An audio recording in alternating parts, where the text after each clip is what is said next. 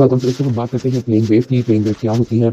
एक ऐसी वेव जिसका एम्पलीट्यूड किसी भी पॉइंट पर सेम होता है। ऐसी वेव जिसका एम्पलीट्यूड किसी भी पॉइंट पर सेम हो, किसी परपेंडिकुलर प्लेन में जो कि एक खास डायरेक्शन पे पड़ा हुआ है, उसको क्या कहते हैं? प्लेन वेव कहते हैं। देखिए यहाँ क्या लिखा हुआ है, a plane wave is defined as a wave whose amplitude is same at any point in a plane perpendicular to a specified direction. ठीक है, तो प्लेन वेव की डेफिनेशन यहाँ लिखी हुई है।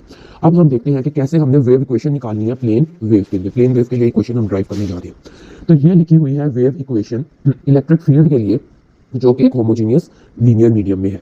क्या है ये? डेल्टा का square E minus G mu curly over curly T of E minus E epsilon mu curly square over curly T square of E is equal to 0। ये वेव इक्वेशन लिखी हुई है। अब इस वेव इक्वेशन का जो most general solution होता है ना, वो ये लिखा हुआ है। क्या लिखा हुआ है? E of R comma T, यानी ई पोजीशन, आर से पोजीशन और टी से टाइम इज इक्वल टू, ये यहाँ से देखिए रियल पार्ट और साथ में ई नॉट, ई की एक्सपोनेंट में माइनस का ओटा ओमेगा टी माइनस का फाई। ये इस वाली इक्वेशन का मोस्ट जनरल सॉल्यूशन लिखा हुआ है। ठीक है, ओमेगा इसके अंदर क्या है? एंगुलर फ्रीक्वेंसी है। यहाँ पे ओमेगा एंगुलर फ्रीक्वेंसी है और ये फाई क्या है? ये फेज फैक्टर है।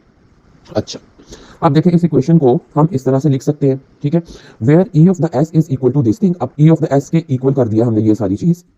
क्या है? ई ऑफ द एस किसके इक्वल है? ई नॉट, ई के एक्सपोनेंट में आयोटा फाई के इक्वल है। बाकी ये वाला फैक्टर ऐसे ही आ जाएगा। This gives space variation. ये क्या देता है? ये स्पेस वेरिएशन को रिप्रेजेंट कर रहा है और ये एक कॉम्प्लेक्स क्वांटिटी है। आगे देखते हैं।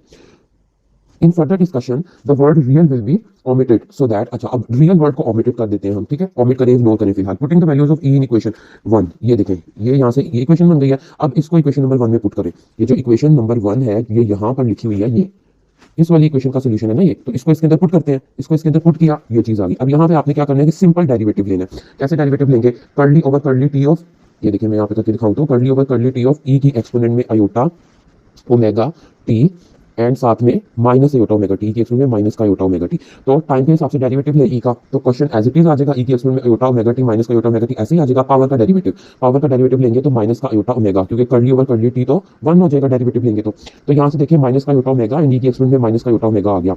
तो यही चीज यहाँ पे लिखी है। माइनस का लिखेंगे तो माइनस माइनस प्लस बन जाएगा, आयोटा ओमेगा ई के एक्सपोनेंट में ये चीज जी एंड म्यू ऐसे ही आ गया नीचे।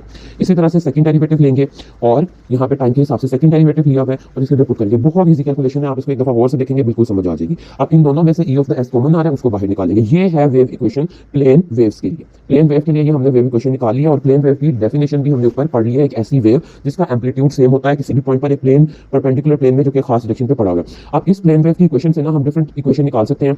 अगर तो मीडियम नॉन कंडक्टिंग है, नॉन कंडक्टिंग मीडियम है, तो आपको पता है कि जी क्या होती है? कंडक्टिविटी होती है। इस इक्वेशन में जी को 0 कर देंगे, ये वाला फैक्टर पूरा 0 हो जाएगा और फिर ये नॉन कंडक्टिंग मीडियम के लिए इक्वेशन आ जाएगी। और इसी तरह से इक्वेशन ऑफ प्लेन वेव हम यहाँ से देख सकते हैं।